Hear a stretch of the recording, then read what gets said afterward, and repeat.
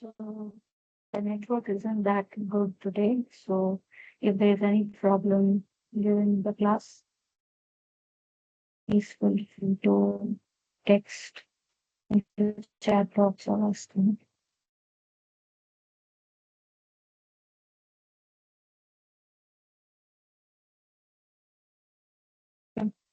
So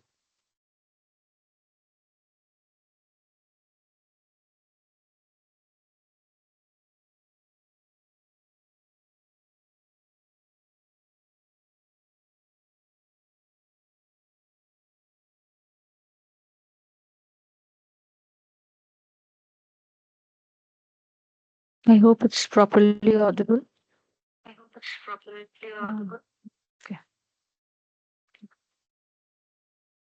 Okay. So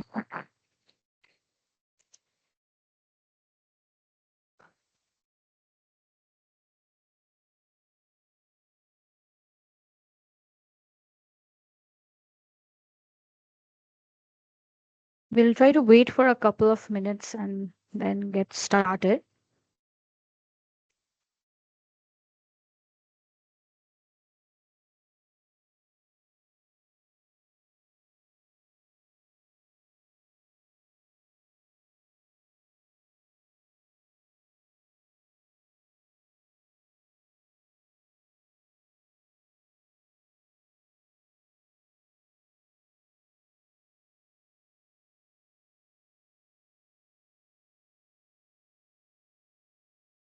Okay.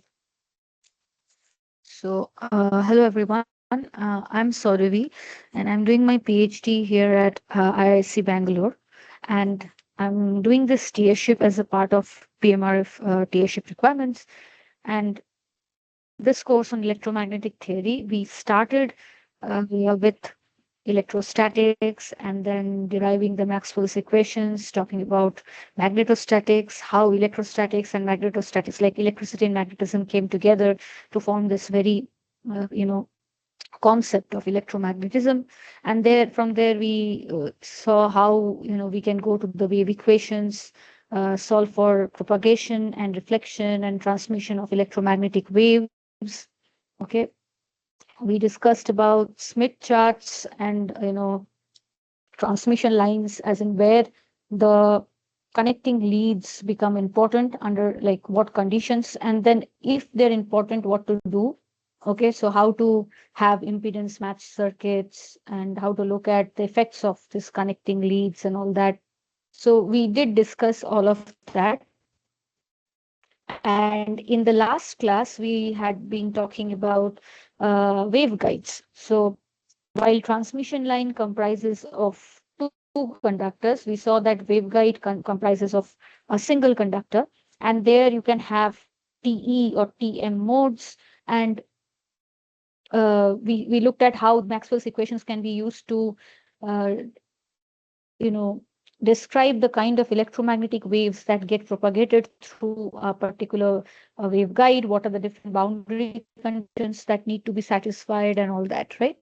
So today what we'll do is we'll start with a recap of the basics of waveguides that we had also discussed in the last class, and then we will move to uh, another type of waveguides where we will talk about mirror waveguides, and then about dielectrics. So we'll see that if you make a stack of dielectrics with different refractive index under certain conditions, you can actually use it as a waveguide where you can have propagating waves, and there are conditions which need to be satisfied for waves to transmit through this stack of dielectrics, and they can be guided. Basically, you can have transmitting waves in a particular direction and under certain conditions. So we'll talk about that, how a layer of dielectrics can serve as a waveguide, how two mirrors can planar, parallel mirrors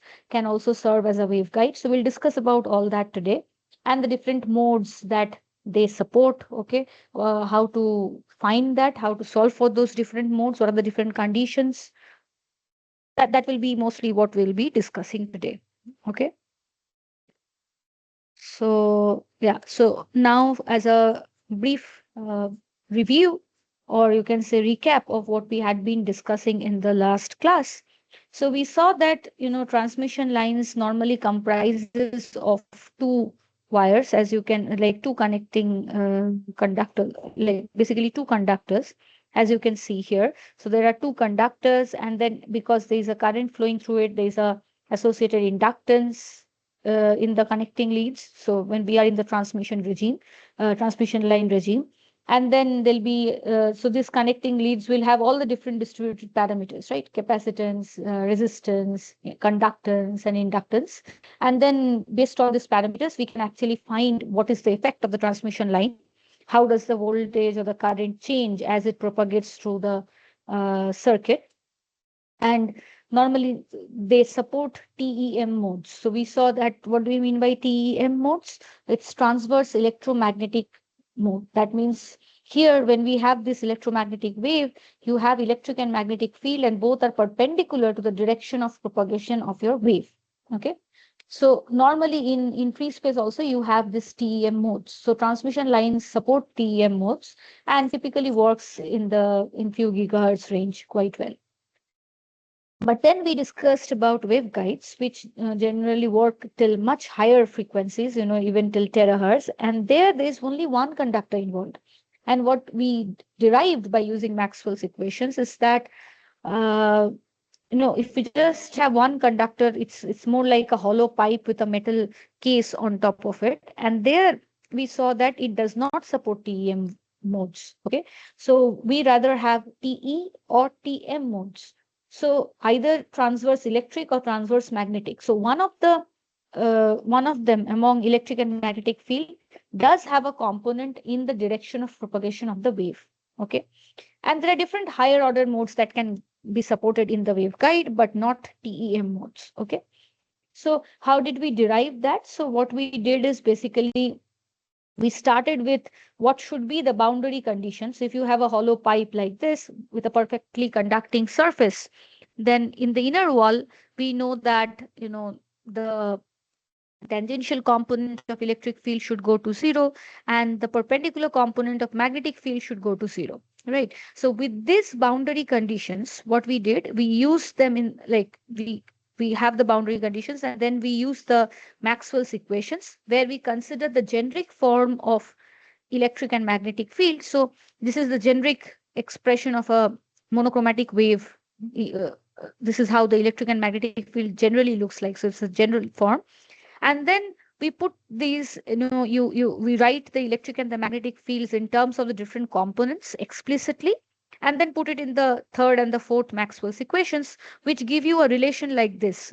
Okay, so this shows how the different components of electric and magnetic fields are related to each other. Okay, and on solving this, you can write basically Ex, Ey, Bx, By in terms of the Ez and the Bz components, right? So here we are considering that the propagation direction is along Z. So this tells us that now if you know the component of electric field and magnetic field in the direction of propagation of your wave, by using these four relations, you can actually find all the other components and therefore the electric and the magnetic fields as a whole, right? Now, this also tells us that if both Ez and Bz goes to zero, which is typically the case for a TEM wave, then you would have no solution, right? So that means for waveguides, you do need to have one of them, okay, either Ez or Bz to be non-zero, right? And that results in the two different conditions. The transverse electric condition, where you have Ez going to zero, but Bz is not zero. Why? Or the transverse magnetic case, where the Bz goes to zero, but Ez is non-zero, right? So, and then what we did is, now if you use this expression in the first two Maxwell's equation, we get a uncoupled differential equation like this, from where you can get an expression for Ez and Bz. Okay, so you can solve for Ez and Bz from here, and therefore find all the different components. And there we looked at, specific cases like the transverse electric case and then the transverse magnetic case. So we considered so in transverse electric, your Bz is non-zero, right? So you take Bz to be of the form of xy, and then you apply our basic well-known process of separation of variables, okay? So which gives you these two independent terms, one only dependent on x, another only dependent on y. And you can see that from here, you can actually get a solution for x and y, which typically has a form like this. Okay, there'll be sinusoidal functions that will be involved. Now here, kx, and similarly for the y direction, you would have ky. These are the components of the wave vectors in the direction of x and y, right? So as a whole, what is a wave vector? A wave vector basically gives you the, it has the information about the propagation of the wave. So the direction of the wave vector will give you the direction of propagation of the wave. From the magnitude, you can actually evaluate the velocity of the wave, right? So now, um, what we saw is that, so from here, you can actually find the different components of wave vector, and therefore you would know what are the different, so that would govern the different directions in which your wave can propagate inside the waveguide, right? And we saw that these are the possible values of kx and ky, right? And it depends on a and b, which is the dimensions of your waveguide. So the dimensions do govern the possible solutions or possible modes of electromagnetic waves that can be propagated in a typical waveguide. And these are the possible values of kx. Similarly, you have ky. So from there, you can actually write an expression for Bz, okay, which looks like this. So this is called a TEMN mode, okay? And the first index corresponds to the larger dimensions. So here we have A greater than B, okay? So now once you know kx and ky, you can basically try to find the, z component, which governs the which is the wave vector component in the direction of propagation of the wave. Okay. And what is interesting is you can look at it and say that under the condition where omega, which is the frequency, angular frequency, if it is less than a certain quantity, it becomes imaginary, which means that it becomes an exponentially attenuated wave, right? So that is interesting because that sets a limit, okay, to the, the lowest frequency which can propagate through a waveguide. Anything lower than that will not propagate. It would rather attenuate exponentially, right? So, okay, there are certain, one second.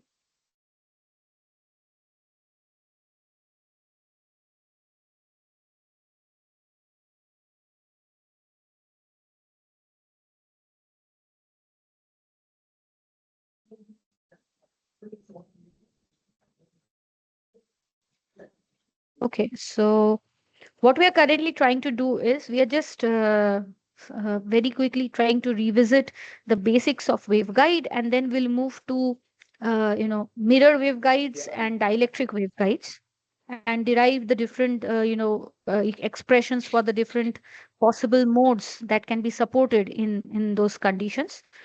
So that's about today's class. Currently, we are just trying to revisit how we initially solved for um, a typical waveguide, the TE and the TM modes, and what are the expressions for cutoff frequencies and so on. Okay. So here what we some notification.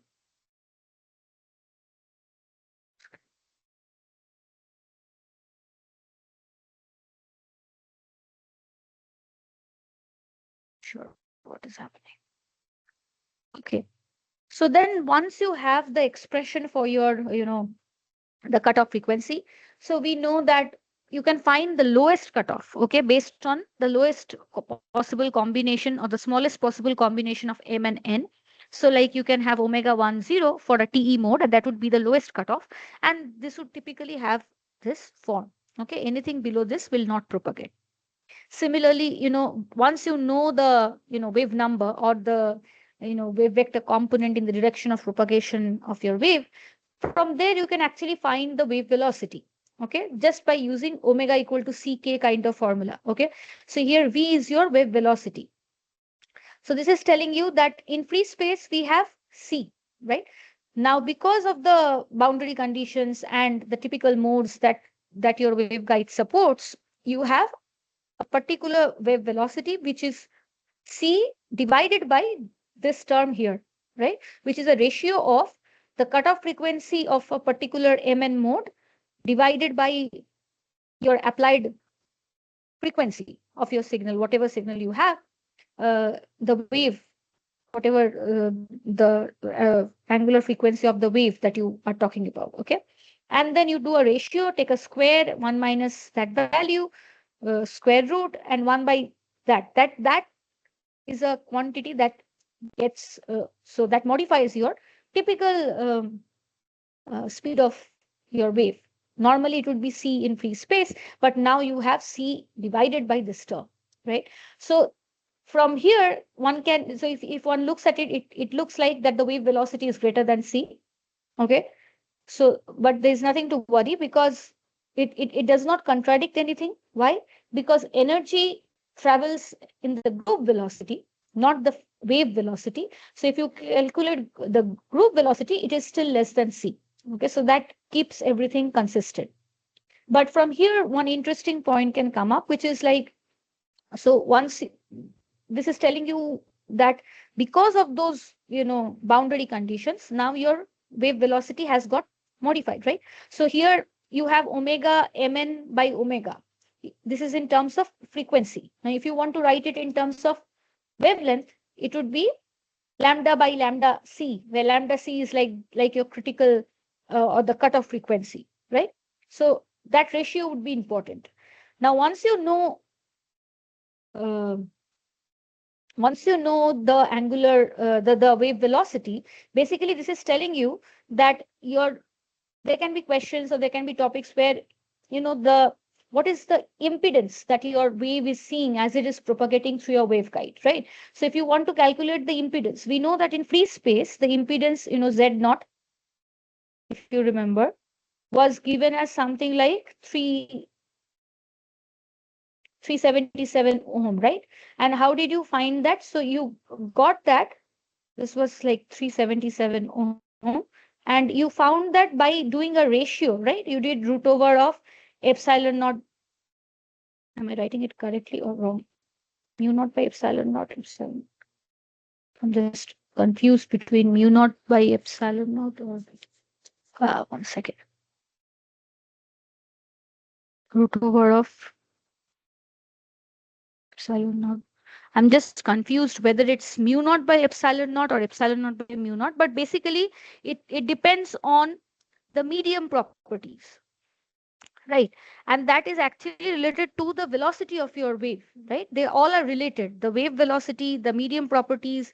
So normally, that when you write v in free space, it is given as root over mu naught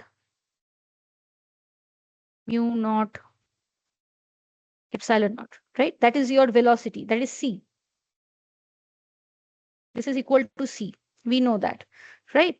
So that means the medium properties, which again governs the Z naught, that is the impedance, is also related to the wave velocity. So all of them are correlated. So now in a waveguide, if your wave velocity has changed, so the impedance, the wave impedance that the wave sees in the waveguide will also be different from what it sees in free space, right? And that will be different by this factor. Sorry, this factor. Okay. So if in free space you have 377 ohm, here it will be 377 into 1 by this term. This whatever is there in the denominator, it would be affected by that term here. Okay. So if you are asked anywhere, what is the impedance that your wave sees in a waveguide, that's how you have to find it. Okay. So now you know that if you know the different, kx, ky components or the different components of your wave number, you can actually find what is the component of your wave vector in the propagating direction. Once you know k, you can actually find, and you know the angular frequency of your signal, you can actually find what is your wave velocity. Okay. From there, you can also find the wave impedance and all those like all those parameters. And you can also do group velocity and try to find what is the speed with which energy is being carried with the wave. Okay, so all those parameters you can find. And then we saw that the same concept can also be explained by considering that you have some waves which get reflected as it goes through the different surfaces of the waveguide, and then it forms standing waves, okay, with some specific values of wave numbers, which would again be given by the dimensions of your waveguide, and from there define a propagation vector. Okay, and similarly you can find the angular frequency, so which tells us that only certain angles will lead to allowed standing wave patterns, and from there find what is the possible values of cos theta. Once you know that, so cos theta is basically the theta is the angle that your wave makes with the direction of propagation. So the effective net velocity of energy that the wave carries, or the group velocity, would be given as c cos theta, which would again take up the same form as you had here. Right. So from there, we could find what is the expression of cutoff frequency, and this is how it would typically look like in a particular medium, which would have a permeability of mu and permittivity of epsilon, and a and b other dimensions. Right. So this is the cutoff for a given mode specified as mn. Right. Now, similarly, we could do the same for TM modes. So there, it was interesting that when we talked about TE modes, because of the boundary conditions, we tried to make dx vanish at x equal to 0 and x equal to a, while here we made x going to 0 at x equal to 0 and x equal to a, and similarly for the y direction. And from there, we could find an expression for your electric field in the direction of your propagation, that is z for our case. Okay. And similarly, you can write an expression for the cutoff frequency and all the other terms, right? The group velocity, wave velocity, what is the lowest. So if for this case, the lowest TM frequency will be given as putting m and n both equal to 1. Okay, so omega 1, that will be your lowest TM frequency. And we did solve different kinds of questions based on which were quite direct applications of this formula and these formulae. And this was something which we had been discussing in the last class. So as of now, we know that if you are now asked what is the phase velocity of waves propagating in a hollow metal waveguide, we know that the phase velocity is greater than the velocity of light in free space. Okay, and that tells us how the wave impedance also changes when you have a wave propagating in a hollow metal waveguide. Okay, but the group velocity still remains less than speed of light, and that makes everything consistent. Okay, phase velocity is greater than the velocity of light in free space. Okay, so now what we will be discussing about is planar mirror waveguides. Okay, so what is this? Basically, here you have two mirrors, okay, which are placed like this at a distance d from each other. Okay, and you will see that this two mirror combinations, two planar mirrors placed like this at a distance d, okay, like and then like with this, it can actually serve as a waveguide. Okay, and we'll see how.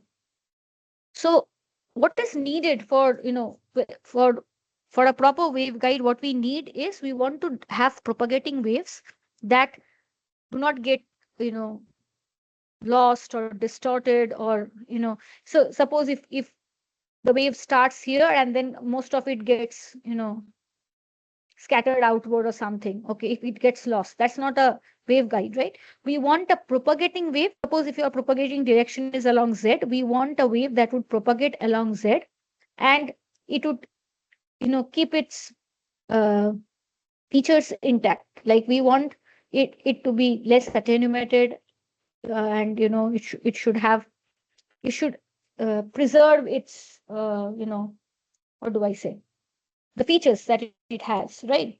So we basically want a wave that would propagate, and for this there's a condition that needs to be satisfied. Okay, so that is the condition that we say as the self consistency condition, which tells us that suppose if you have a wave here and if you have two such mirrors here, we know that there'll be multiple reflections that will happen, right? as the wave strikes the mirror, it would get reflected. Similarly, so there'll be all reflections surfaces, so multiple reflections, right? Now, for the wave to be propagating in this region in a particular direction, like for this case, we want the wave to propagate along Z, suppose. So we want that as the wave reflects, okay, so it reflects here, and so there are two reflections. One at suppose it starts from here, makes a reflection at this point, and again makes a reflection here. So we want that once it makes two reflections, it reproduces itself. Okay, so you get the same wave back, because if this is preserved, then the wave is actually preserving its form. So in that way, you will have the wave propagating. If it is not the same, that means it would gradually die down or get distorted. So you'll not have the wave propagated till the end. But that's the basic requirement of a waveguide, right? You want your wave to be guided to through a along a certain direction till a certain path. So the self-consistency condition requires that if you have a wave, if it starts from this point and have multiple reflections, after two reflections, it should again have the same form. Because as it is going through this wave, it is acquiring phases, right?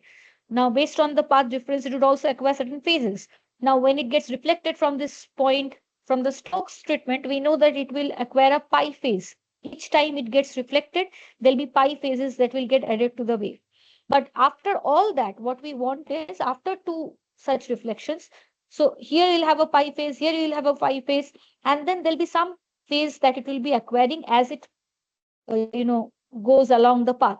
So we want that phases to add up to something like a integral multiple of 2 pi, so that after two such reflections, we get back the same form.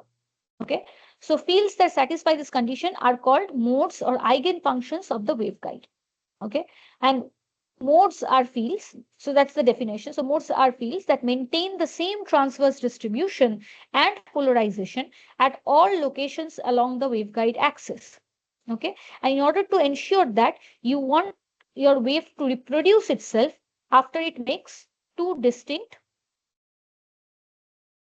plane waves. Okay, so after it has two reflections at these two different mirror surfaces. Okay, so now suppose if it is starting from here, and this is the distance is given as d, and the specific angle, like the angle theta that it makes with the direction. So here the direction of propagation is along z. So your wave is propagating while making an angle theta with z. Okay, and the distance between these two mirrors is given as d. So the vertical distance would be given as d sine theta, right? So now when it goes and gets reflected, and you have two such reflections, what is the net path difference that will come in? That will be given as 2d sine theta. And so if you want to find the phase difference, it will be given as 2 pi by lambda into 2d sine theta, right? Now for the wave to reproduce itself, this should be equal to integral multiple of 2 pi. Okay, there'll be a phase that will be added at the first reflecting surface, which is just for the reflection, you will have a pi phase. Again, at the other surface, you'll have another pi phase. So that would add up to 2 pi. So that will give you the same wave back. But whatever additional phase that you get as the wave propagates, that should also add up to some integral multiple of 2 pi. If that happens, then it's the self-consistency condition that is getting satisfied, right? So whatever values of m will satisfy this condition will be the modes or eigenfunctions of your waveguide. Okay, so from here you can just rewrite it as something like this. So which tells us that there are certain values of theta m, certain values of possible allowed values of theta, where theta is the angle that your wave makes with the propagating direction z, and those theta should satisfy this condition, right? Now, once you know that, you can actually try to find the y component of the propagation constant. Okay, that would be given as n cannot sine theta. Now, why n? N is basically the refractive index. Okay. So if it is free space, if the medium here between these two mirrors, if the medium is free space, n will be 1. But if it is some other medium, then it will be given as n, right? So ky, which is, so if you want to find what is, you want to find the what do I say, the components of your wave vector in the different directions. So you want to find ky, you want to find kz, right? Kz will be the component along the propagating direction. Okay, ky is in the perpendicular direction. So if you want to find ky, that will be nothing but k naught sine theta into n if your refractive index in the medium is n. Okay. So now you know that your ky will take some specific quantized values, which will be given by this value here, right? So where your theta satisfies this condition, right? Sine theta satisfies this condition. So that gives you the possible values of the transverse component. Okay. Now, once you know that, okay, so if you know what are the components in the transverse direction, so you can find the propagation constant, which is basically the component, square of the component of your wave vector in the propagating direction. So in this case, it's along z. Basically, you want to find kz square, right? That is given, that is just written as beta m square, where beta m, this is called the propagation constant. Okay. So what, how do you find it? So once you know ky m, you subtract it from like ky, k is the net magnitude of your wave vector. So ky square plus kz square will give you k square, right? So using that, you can basically just the definition of your magnitude of wave vector, you can actually find the propagation constant, right? So these are the possible values of your propagation constant or possible values of your transverse component, which corresponds to certain modes that will propagate through your waveguide. Okay. Now you can also, visually understand this by looking at, what are the boundary conditions that need to be satisfied at the two surfaces, and then understanding what could be the different modes that one can get. So as you can see that, all these are the different types of modes with different frequencies, different wavelengths that can, or frequencies that the waveguide will support, right? So this already tells you that there is a limit to, what do I say, the maximum value of your wavelength, right? And so the maximum value will be given by, so the maximum value of the wavelength of the mode that is supported by the waveguide will be given as twice the distance between the two mirrors, right? So this is half a wave, so you can have another full wave. So basically this half a wave, okay, lambda by 2 corresponds to d, right? So that's the largest wavelength that your waveguide can support. Okay, so that sets a limit, that sets a cutoff. Okay, and that is lambda should be equal to 2d. That's your cutoff value. Okay, so that's what is here. So now these are the different values of possible values of sine theta m. Okay, now because your sine theta m cannot be greater than 1. Okay, so it's limited to a value of 1, that sets the maximum allowed value of m. Okay, and what you can do is basically you can put sine theta as 1, and from excuse me, from there try to find what is the value of m. So that's the number of modes that your wave can support.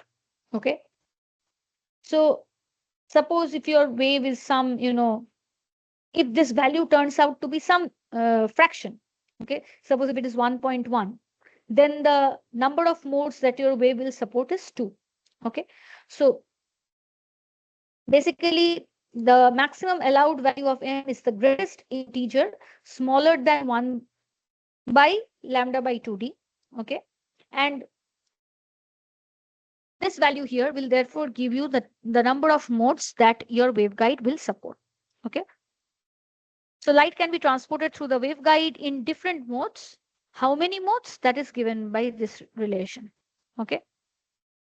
The actual number of modes that carry optical power depends on the source of excitation, but the maximum number is m. Okay, and that depends on the distance between the two mirrors and the wavelength, obviously, that you are talking about. Okay, the wavelength of your wave.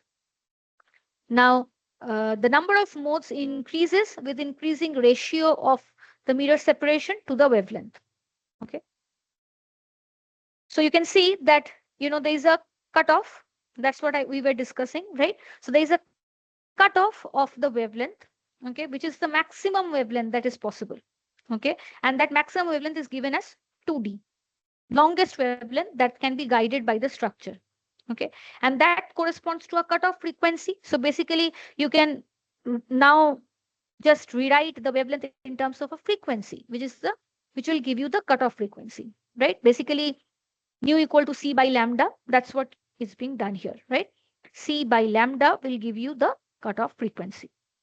So here you can see this is in terms of frequency. So now you want to write the angular frequency. You have to multiply by 2 pi. And this gives you again pi c by d, which is of the same form as you had initially derived for when we were solving for the TE10 mode, right? When we solved for TE10 mode at the start of the class, that has a similar form. Right? So now once you know the cutoff frequency or omega c, okay, and you know the frequency of the wave that you're talking about, you can actually try to find just the propagation constant, which would take up a form like this. So this will give you this is the dispersion relation that relates the propagation constant or the components of the wave vector with the cutoff frequencies. Okay, and what is the frequency dependence that comes in from this dispersion relation. Now you can also have planar dielectric waveguide. So here you had two mirrors, right, and a space between them. That can also act as a waveguide, and there can be certain modes that it can support, which is given by this relation here. And from there, you can find the propagation constant and the wave vector components. What is the maximum frequency that it can guide? Okay, what are the number of modes possible? So all that we can do. Now, there can also be planar dielectric waveguides. What do you mean by that? So here it's a combination of multiple, dielectrics with different refractive indices. Okay. So what you do is basically so this comprises of at least like this 3 pairs of dielectrics where you have a layer. So this medium has some refractive index, which is the middle medium, that is called the core. Okay, and then on the two sides you have the layers of other medium, which is given as which is known as cladding, and they have a refractive index which is lower than the core. Okay, so the core is a denser medium, while the two the cladding that surrounds the core is a rarer medium. Okay. Now, just as having two mirrors and you are having multiple reflections, what can happen here is that we know when light goes from denser to rarer medium, beyond a certain incident angle, that is the critical angle, we have total internal reflection, right? We know that. So that can directly come up when we saw for the reflection coefficients by using the Fresnel coefficients. So from there you can see that when you have a denser layer and a rarer layer, and the light goes from a denser to a rarer layer, and there beyond a certain incident angle, all the light gets reflected back to the denser medium, right? So even here, so if you have a combination, okay, such that you have this cladding on the sides, which is a rarer medium, and then you have a denser core, and then you have a light, okay, that is getting propagated. So there's a light. So as it propagates, it gets reflected from the, like it hits these two interfaces. Now, if the angle, the incidence angle when it hits the interface is greater than the critical angle, all the light gets reflected back. So you have total internal reflection, multiple total internal reflections each time it reaches the interfaces. And similarly, like the last case, you would have multiple reflections, and under certain conditions, for certain modes, the waves will get propagated, right? When will the wave get propagated? So your self-consistency condition needs to be satisfied, even for this case, right? So what you can do here is basically consider, the core has a refractive index of N1 and the cladding has a refractive index of N2. Okay, the thickness here of the core is given as D. Now your wave is propagating such that the angle that it makes with the Z axis, okay, which is your axis of propagation of the wave, is given as theta. Okay, now if this is theta, as you can look at it, so this is a right angle triangle, right? So if this is theta, the angle with the Z axis is theta, and this is a 90 degree. So that means the angle of incidence at the interface. Okay, so it's getting reflected at this point, right? So the angle of incidence at point A, that would be given as 90 minus theta, right? So it's the complementary of theta. Okay, so that means when 90 minus theta, or basically theta bar, or theta complement, when this angle here is greater than the critical angle for your medium, it would get reflected back, right? And we know that the critical angle has a, so normally when you have two medium, N1 and N2, N1 is the denser medium, N2 is the rarer medium, we know that the critical angle is given as sine inverse N2 by N1, right? But now here, when it is getting reflected, okay, so the light is getting, the wave goes and gets reflected, right? So when this angle here is greater than sine inverse N2 by N1, you would have total internal reflection. Now, if you want to write it in terms of theta, how will you write it? So you would say that when theta is smaller than 90 minus sine inverse N2 by N1, that is my total internal reflection condition, right? So when theta is equal to cos inverse N2 by N1, okay, that's the condition when lights will get total internal reflection will happen, and the lights will get reflected as it hits the different interfaces, as it propagates, right? So rays making larger angles will refract, and therefore they'll get lost. Okay, they'll not propagate, and they'll eventually vanish. So for waves to propagate through this, stack of dielectrics, we want to have total internal reflection, which will be satisfied when the theta, the angle that the wave makes with Z, the direction of propagation, satisfies the condition of is smaller than this value, cos inverse N2 by N1. Okay.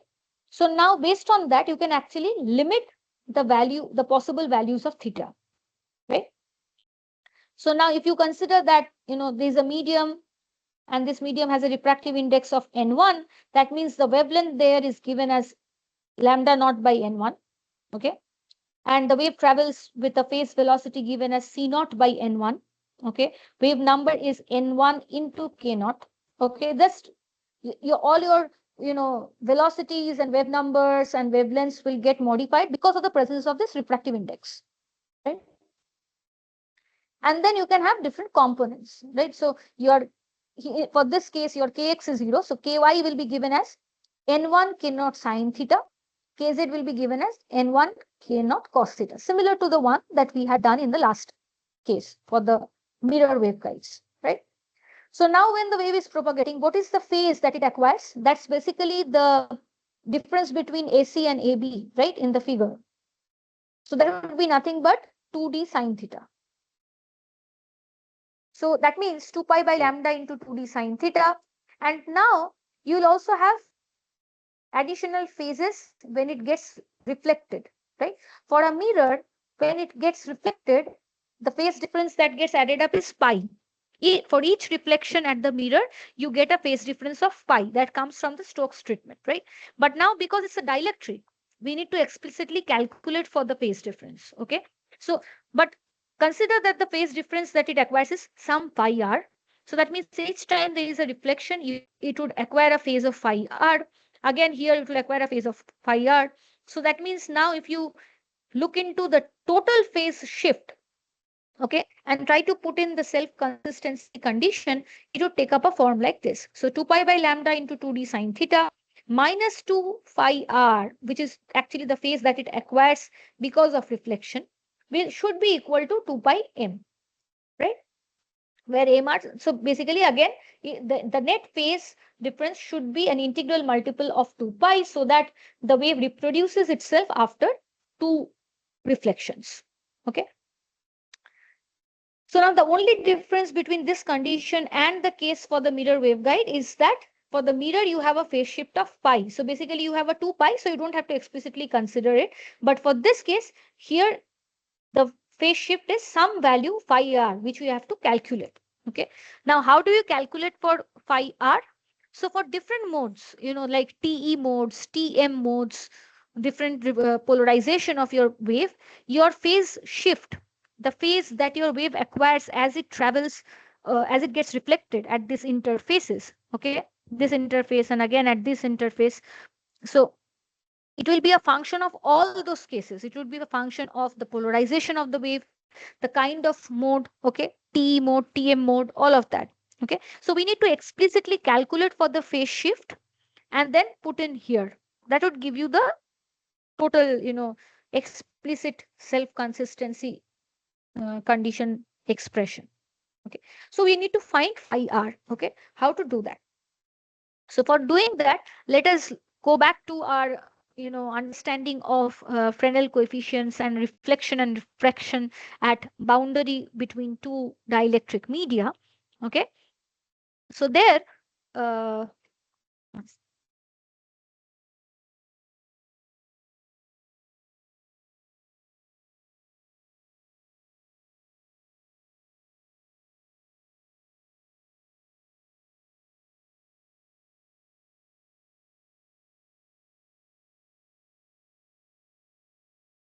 so you can have, if we go back to our previous understanding of reflection and refraction at different media, okay, so you have some incident wave which is incident at some angle theta 1, and it gets, some part of it gets reflected, okay, so theta 1 is equal to theta 3 as you can see here, but some of it also gets refracted, making an angle theta 2, which again depends on the Snell's law, follows the Snell's law.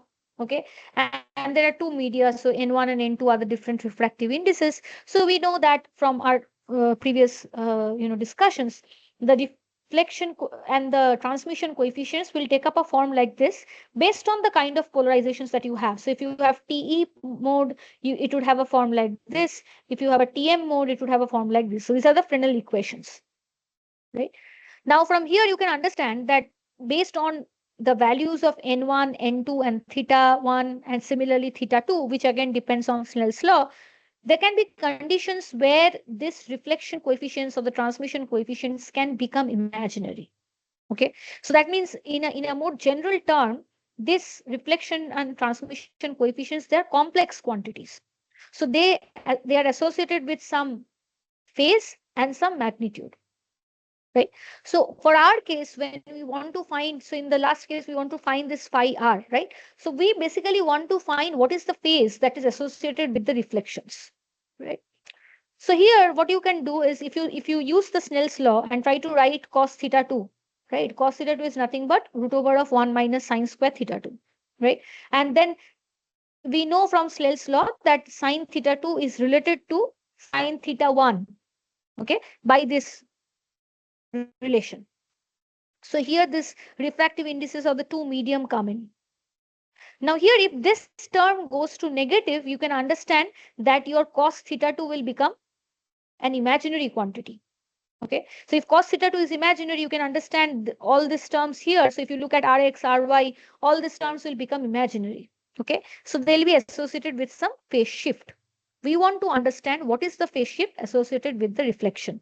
Okay, given a certain angle theta 1, given a certain pair of refractive indices n1 and n2. Clear? So what could be the different conditions? So first is, if we just look at this expression here, so if you have a T polarization, okay, so for a T polarization, there can be different conditions. So first is when N1 is less than N2. So if N1 is less than N2, what you would find is that this term, okay, the reflection coefficient Rx is always real and negative quantity. Okay, and the corresponding phase is therefore associated with it is pi. So it would always acquire a phase the shift of pi each time there is a reflection. Okay, and the magnitude will be a real quantity but a negative quantity. And so if you consider normal incidence, putting θ1 to 0, the magnitude will look like n2 by n2 minus n1 by n2 plus n1. While if you put grazing incidence like θ1 going to 90, your magnitude of your reflection coefficient will go to 1. Okay, so basically it would look something like this, right? It's a negative quantity which goes from 0 to 1. Okay, while the phase associated with it is always pi. That's for the case where n1 is less than n2. That is not the case for our current discussion, right?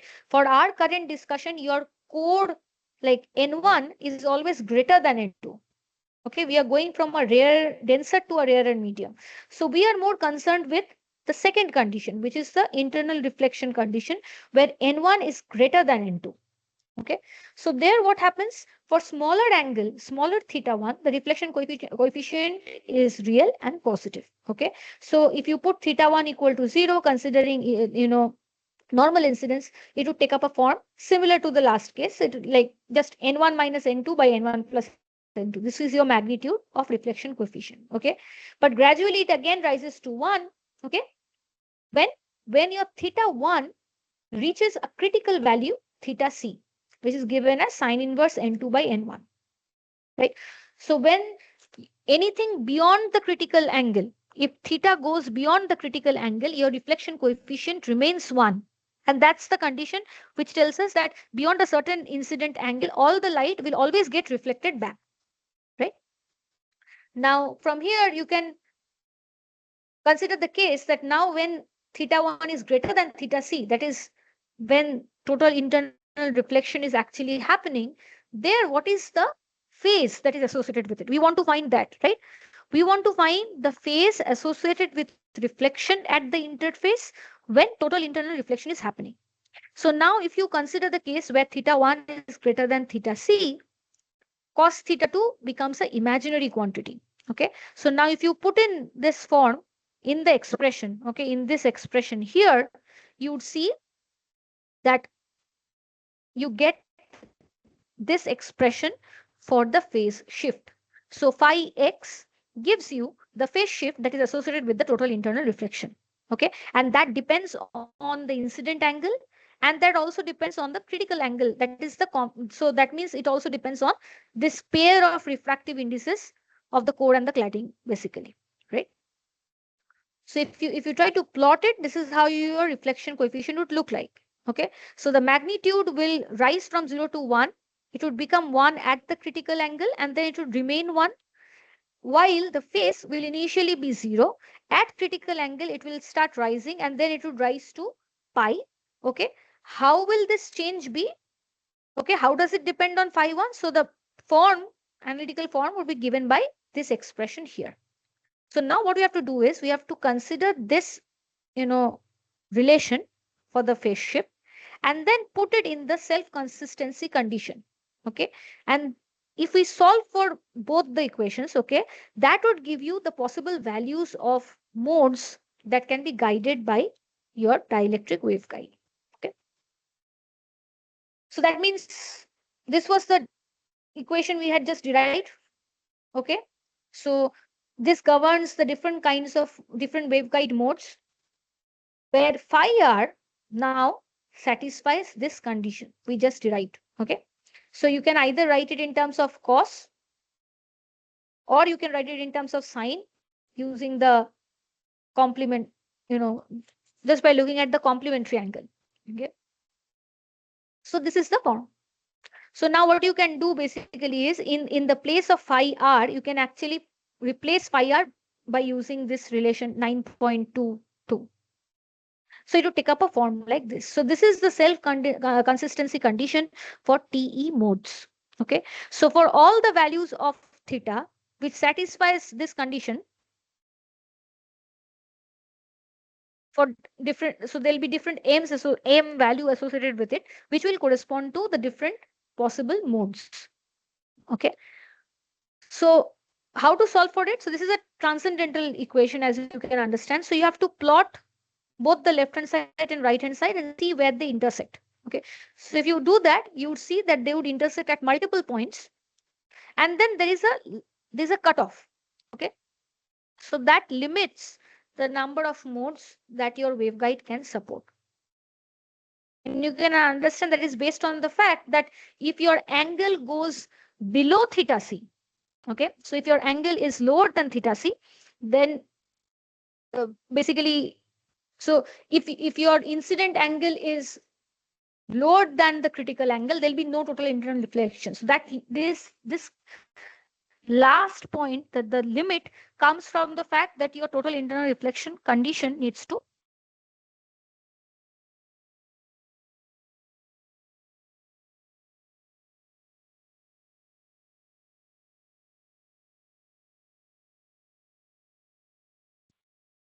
there's some network issue happening.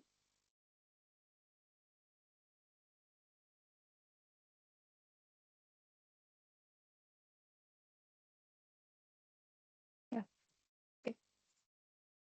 So for this case, as you can see, so what does that depend on? Okay. So sine theta c, which is associated with the critical angle and like sine theta c complement. Okay. So that and the ratio it has with like how different it is from lambda by 2d is basically that. Okay. So you can see that for this plot, sine theta c complement is equal to 8 into lambda by 2d. Okay. And there the number of modes come out to be 9. There are 9 such intersection points. Okay. 1, 2, 3, 4, 5, 6, 7, 8, 9. Okay. So it's basically the ratio of your sine theta c complement to lambda by 2d. Because you can understand in the first case, this lambda by 2d, this ratio is very important because that the ratio tells us how different the wavelength is with respect to the distance between your or the width of your dielectric, right? So because the main relation comes in as to how the wavelength is associated with the path difference or the phase difference, and the phase difference or path difference is associated with what is the dimension of your wave dielectric, right? D. So that's why the ratio of lambda to 2d is very important, and how different it is from sine theta c will govern the number of modes that your waveguide will hold or guide. Okay. So how can you find that? So number of TE modes is basically this ratio. Okay. Sine theta c complement divided by lambda by 2d. Okay. And it's basically the integer that is the integer, smallest integer that is greater than this ratio. So if this ratio is 1.1, then the number of modes will turn out to be 2. Okay. If this ratio is something less than 1, then the number of modes will turn out to be 1. Okay. Now, what you can define is you can, just substitute cos theta c complement as n2 by n1. And from there, you can just, rewrite this to take up a form like this. Okay. Where NA, so M is the number of modes that your waveguide holds, that is given as 2d by lambda naught into NA, where NA is the numerical aperture. Okay. Which is nothing but root over of n1 square minus n2 square. So n1 and n2 are the refractive indices of your medium. Okay. So that means it just depends on the combination of the dielectric, the refractive indices of the two medium, the core and the cladding that is involved. So that defines the refractive indices, the numerical aperture of the, waveguide. Okay. And then 2d by lambda naught, that will give you M. Okay. which is the number of modes. Now, what happens when, you know, when lambda by 2d is greater than sine theta c? So there, 2d by lambda naught into NA will be less than 1, right? So if this value is less than 1, that means the m is a smallest integer greater than that. So that means m is 1. Okay. So under such condition, the waveguide is called a single mode waveguide. Okay. So this happens when your slab is very thin or your wavelength is sufficiently long. Okay. So under those condition, you have the condition where only one single mode propagates through the waveguide. It's a very selective waveguide. Okay. So now, if that is the case, you can, based on what your, NA value is, what is D and what is lambda naught, if if it is a, suppose if it is a single mode waveguide, so you can put M as 1. Okay. So that gives you a relation which relates the wavelength. So then what happens? If M is 1, lambda naught is equal to 2D into NA, right? So using that, you can now find that's the only frequency that is actually that will be supported by the waveguide, right? So from there, so the condition for single mode operation is that, so you can now change from wavelength to frequency. So if you know omega c, so mu c is like the just the ratio relation, right? You can either write it in terms of hertz, or you can write it in the angular terms. Okay, but basically you can go from wavelength to frequency using the relation that nu equal to c by lambda. Okay, so in place of lambda, you put lambda as 2dNA. This comes by putting n m equal to 1. Okay, so c by Na into 2d, that is your mode cutoff frequency. Okay.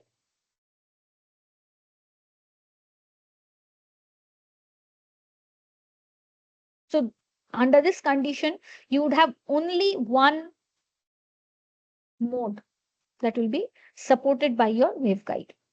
Okay. So based on this, there can be different kinds of questions, like, like here. So it says that you have a symmetric dielectric slab waveguide where the wavelength is provided and the distance, the slab thickness is given. So D is provided.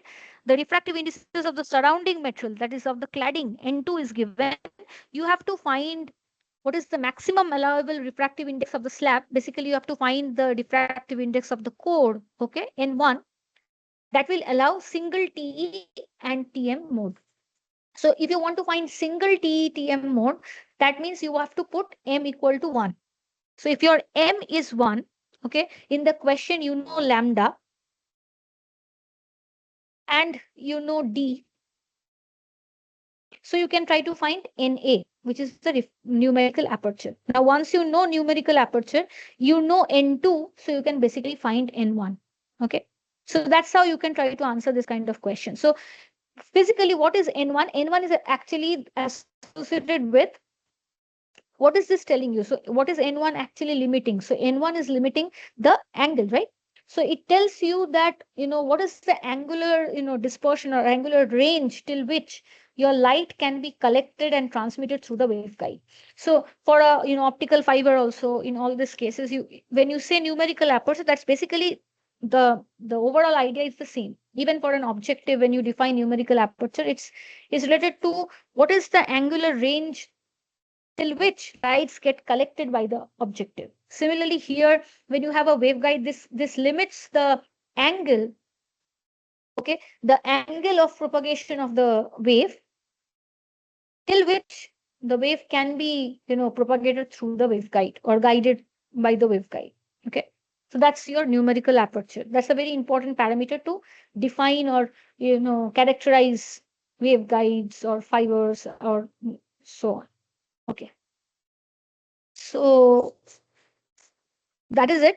If there's any question from anyone, you can always write in the chat box or write back or ask me in the next class as well.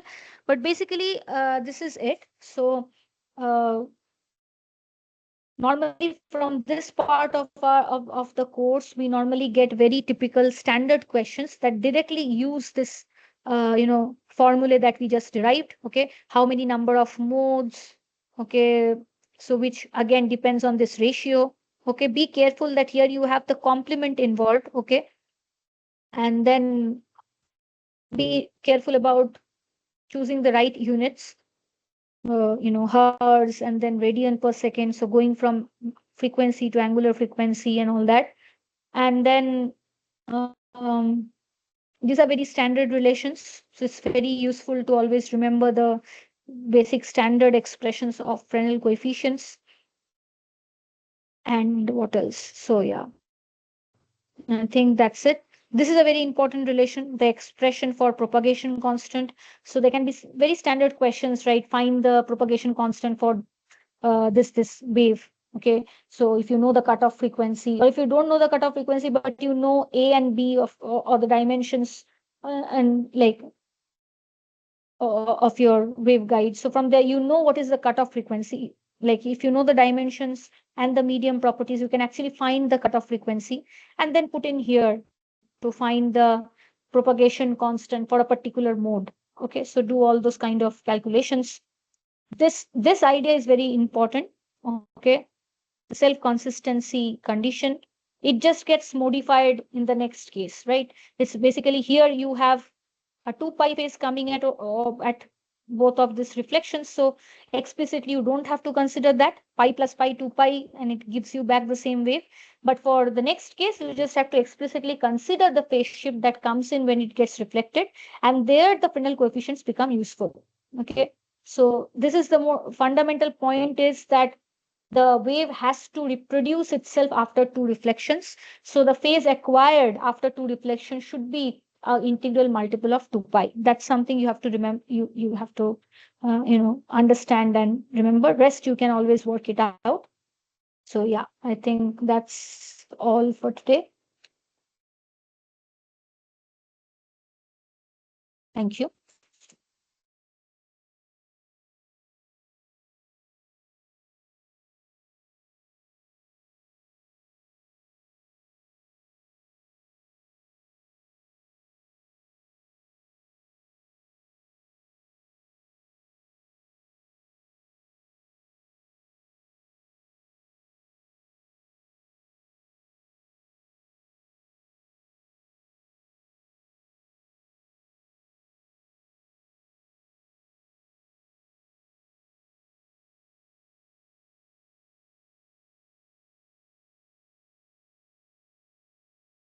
I'm just trying to keep it on for some time, you know, so that if someone joins now, we can quickly rediscuss or sort out if there are any doubts. So I'll just keep it on for some time and don't call it a day.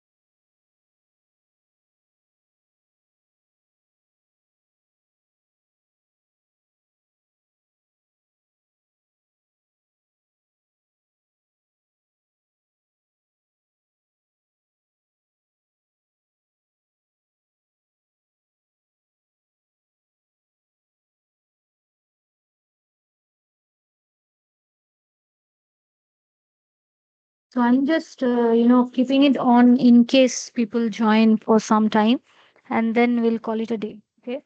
So maybe another few minutes to keep it on. And like, because we do have some time, so I'll keep it on. And then if you have anyone has a doubt, if people join, we can discuss. Okay.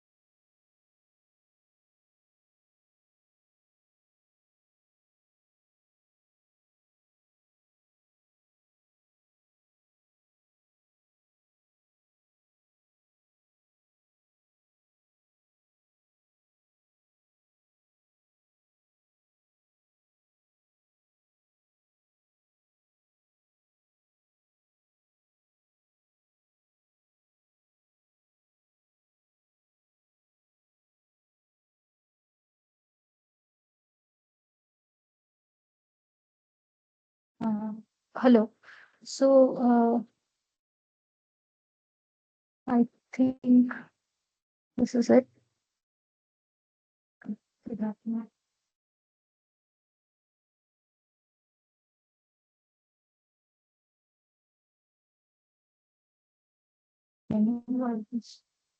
Let me stop sharing.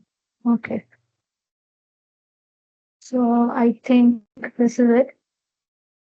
If there's any, uh, I don't think there's any question as of now. So yeah, thank you. If even after going through the video, if there's any doubt or anything, these things are quite, standard, straightforward questions and straightforward topics. So I don't think there'll be much of a doubt. But in case if there's any after going through the video as well, like we can always ask me in the next class or write back. Okay, so yeah, thank you.